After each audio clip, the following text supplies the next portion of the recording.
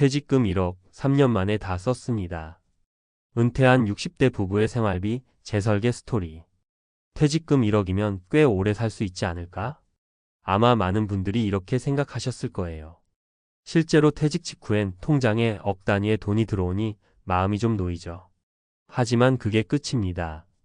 막상 1년, 2년 시간이 지나면서 슬금슬금 줄어드는 잔액을 보며 당황하게 됩니다. 더 큰 문제는 줄어드는 속도가 생각보다 훨씬 빠르다는 거예요. 이야기 하나 들려드릴게요. 저희 이웃에 사시는 62세 정 선생님 부부는 교직에서 30년 넘게 근무하시다 정년퇴직을 하셨습니다. 퇴직금과 연금 일부 합쳐서 한 1억 정도가 들어왔는데요. 이 돈이면 노후 시작은 문제없겠지 하셨던 그분. 그런데 딱 3년 만에 그 퇴직금이 사라졌다고 하더라고요. 그 이야기를 듣고 저도 깜짝 놀랐습니다. 그래서 오늘은 실제 은퇴자들이 겪는 생활비 오판 이야기, 그리고 어떻게 생활비를 다시 설계해서 인생 2막을 꾸려나갔는지 3가지 사례로 말씀드리려 합니다. 첫 번째 사례, 은근한 지출이 퇴직금을 잠식한 60대 부부. 정 선생님 부부 이야기로 다시 돌아가 볼게요. 처음엔 넉넉하다는 생각에 식사도 매번 외식, 고급 마트에서 장보고 가끔 호텔 뷔페도 가시고 젊을 땐 바빠서 못 즐겼으니 이제 좀 누리자 싶으셨대요. 문제는 큰돈 쓴 적 없다는 착각. 한 번에 2만 원, 3만 원, 그게 매일같이 반복되니 한 달에 300만 원이 훌쩍 나가더라는 겁니다. 연금은 120만 원 정도였고요. 차액 180만 원은 매달 퇴직금에서 빠져나갔죠. 1년에 2천만 원 이상 지출. 3년이 지나니 1억은 깨끗하게 사라졌고요. 그제야 정신이 번쩍 들어 생활비를 줄이기 시작하셨습니다. 지금은 근처 마트로 바꾸고 한 달 생활비를 200만 원 아래로 낮췄다고 해요. 핵심 포인트. 퇴직 직후 누리는 시기는 짧게 가져가고 지속 가능한 소비 패턴으로 빨리 전환하는 게 중요합니다. 두 번째 사례, 자녀 결혼 비용에 전 재산 쓴 58세 어머니. 또 한 분, 제 지인 58세 이모님은 퇴직 후 카페를 창업하려던 찰나 큰아들 결혼식 비용 5천만 원을 지원했습니다. 거기에 신혼집 전세 보증금 보태주고 살림도 도와주고 엄마 아니면 누가 해주겠어 하는 마음으로 퍼주다 보니 정작 본인은 노후 자금이 바닥났어요. 막내딸 결혼은 아직인데 더는 도와줄 수 없어 미안하다는 말을 입에 달고 사십니다. 최근엔 생활비가 부족해서 쿠팡 물류센터에서 단시간 알바도 시작하셨어요. 퇴직 후 편히 쉬고 싶었지만 현실은 그렇지 않더랍니다. 핵심 포인트. 자녀에게 도움을 줄 수는 있지만 내 노후가 먼저라는 걸 꼭 기억해야 해요. 내가 무너지면 결국 자녀도 무너진다는 말. 살면서 느끼는 진실입니다. 세 번째 사례, 계획 없는 여행으로 날려버린 퇴직금 절반. 60세에 조기 퇴직한 박 과장님 부부는 은퇴하면 여행만 다닐 거야 라고 마음먹고 6개월 만에 유럽 3개국, 동남아 2개국, 제주도 한 달 살기까지 하셨습니다. 문제는 여행이 끝난 뒤였습니다. 사진은 많고 잔고는 텅텅. 그리고 현실은 월세 보증금도 부족한 상태. 그땐 그렇게 좋은 줄 몰랐는데 돌아와 보니 불안감이 덮쳤다고 하시더라고요. 지금은 생활비 줄이기, 중고물품 판매, 유튜브로 부업하기 등 적극적으로 생활을 재설계하고 계십니다. 다행히 늦지 않았고 최근엔 시니어 여행 컨설팅이라는 일을 시작하셨대요. 자신의 실패 경험을 콘텐츠로 바꾼 셈이죠. 핵심 포인트. 은퇴 후 여행은 좋지만 계획 없이 쓰는 여행비는 미래를 파먹는 지출이란 걸 잊지 마세요. 은퇴 후 생활비 이렇게 다시 설계하세요. 고정 수입 먼저 파악하기. 국민연금, 개인연금, 소득활동 등 고정 수입을 먼저 확인하세요. 지출은 수입보다 적게 짜는 게 기본입니다. 한 달 지출 내역을 정확히 기록하기. 가계부 쓰는 게 귀찮다면 카드 명세서라도 분석해 보세요. 새는 돈을 찾는 게 절약의 시작입니다. 1년 단위 예산 계획을 세워보기. 명절, 경조사, 보험, 의료비 등은 한두 달이 아니라 연간 단위로 모아서 봐야 실제 지출을 예측할 수 있어요.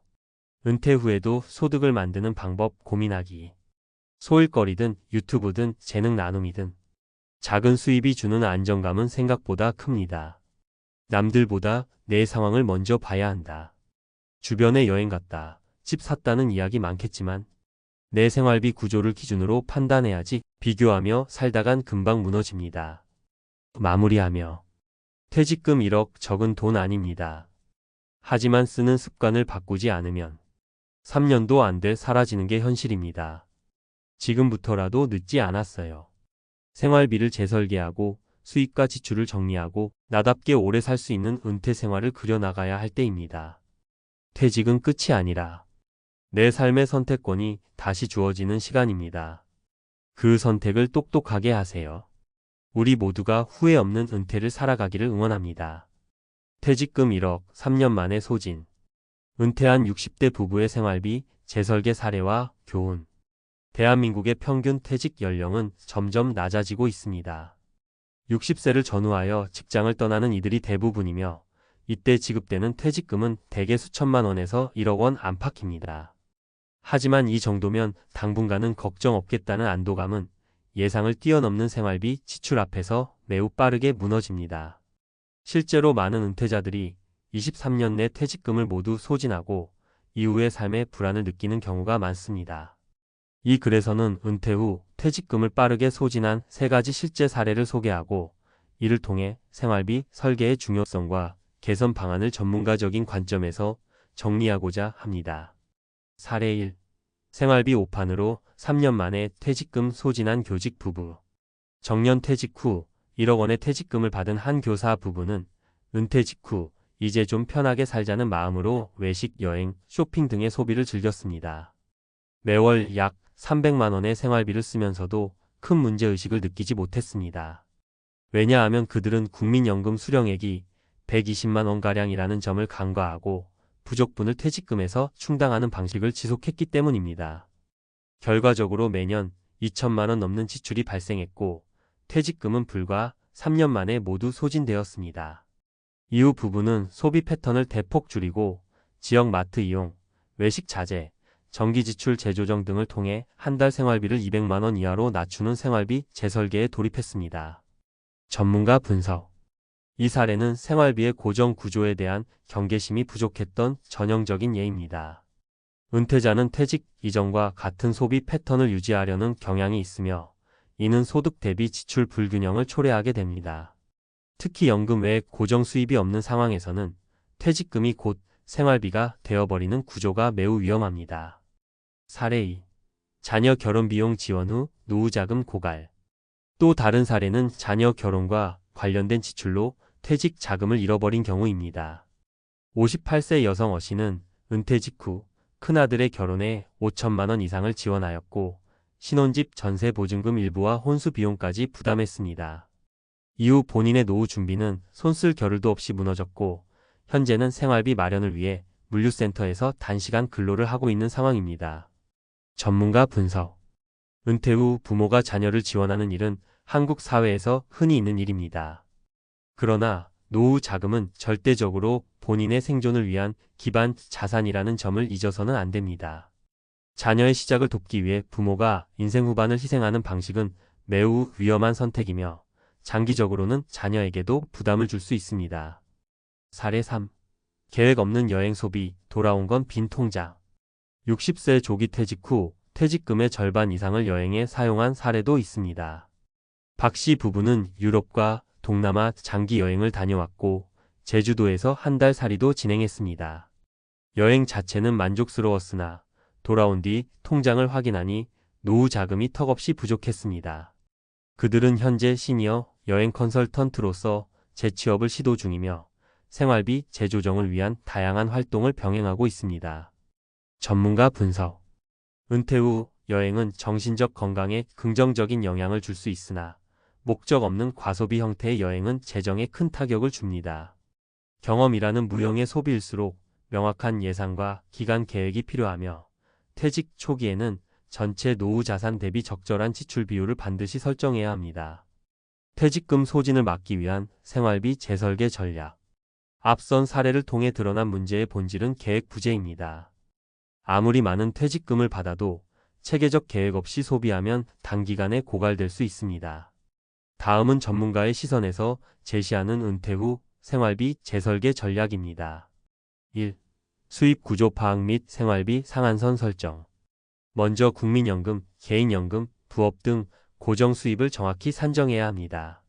그 다음 월 고정 지출 주거비, 식비, 교통비 등과 변동 지출 의료비, 경조사 등을 분리하여 총 지출이 월 수입을 초과하지 않도록 상한선을 설정해야 합니다.